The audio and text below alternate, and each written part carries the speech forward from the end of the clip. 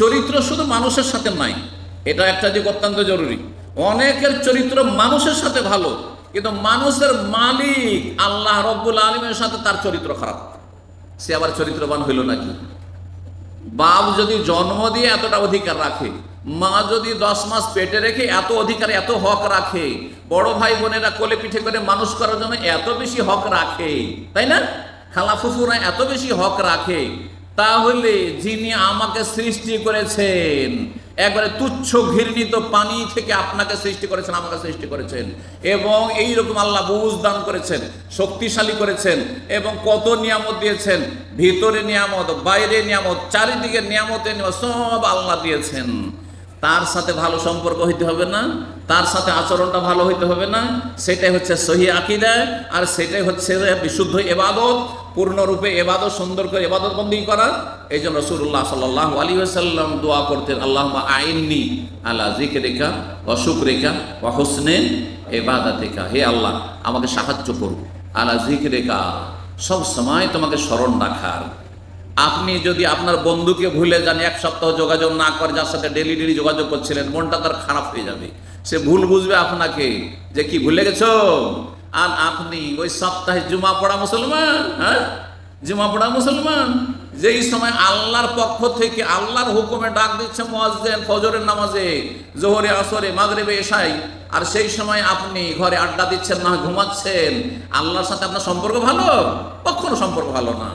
এই জন্য আগে রবের সাথে চরিত্রবান হইতে হবে, আর সেটা সহি আকীদার মাধ্যমে, শিরক বিদআত পরিত্যাগ করার মাধ্যমে, আর বিশুদ্ধ পূর্ণ ইবাদত হইতে হবে।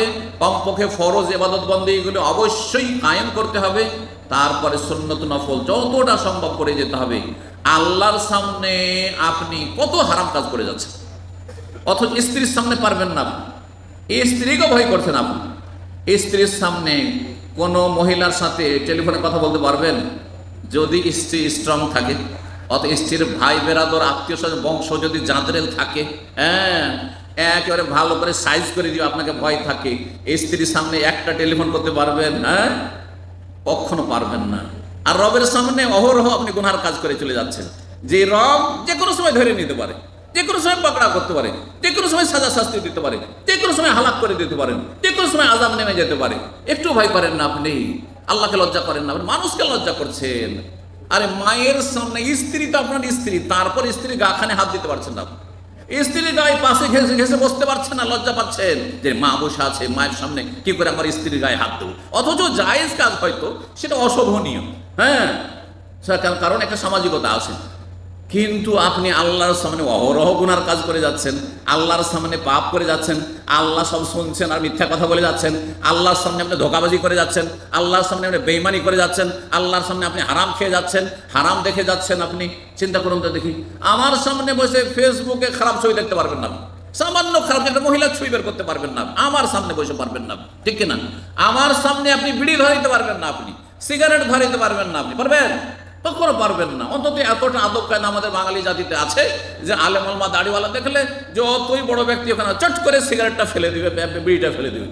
এতটা আমাকে আপনি শ্রদ্ধা করছেন, রবকে কি শ্রদ্ধা করলেন? রব যে হারাম করেছেন নোংরা জিনিস, এই খুবিস জিনিস আল্লাহ হারাম করেছেন। ওয়াইহাররিমু আলাইহিল খাবায়েস, আল্লাহ নোংরা জিনিসকে হারাম করেছেন। ওয়াইউহিল্লু লাহুমুত তাইয়্যিবাত, তাইয়্যিবাত পাক পবিত্রকে হালাল করেছেন। অসুবিধা নেই ভাত খেতে, সবার সামনে আমার সামনে ভাত রুটি খেতে পারছেন, আপনি পানি খেতে পারছেন, ওই রকম আল্লাহর সামনে আপনি করেন। কিন্তু হারাম কাজ হচ্ছে খবিস কাজ, হারাম খাওয়া হচ্ছে খবিস কাজ। সুতরাং হারাম থেকে বেঁচে থাকবেন। আল্লাহর সাথে সম্পর্ক আগে ভালো হইতে হবে, যত ভালো সম্পর্ক আল্লাহর সাথে হবে তত ভালো সম্পর্ক হবে আল্লাহর বান্দা মানুষের সাথে, মানুষের সাথে। আল্লাহ যেন আমাদেরকে চরিত্রবান হওয়ার তৌফিক দান করেন। উত্তম চরিত্রের অনেক ফজিলত রয়েছে, অনেক ফজিলতের দিক রয়েছে।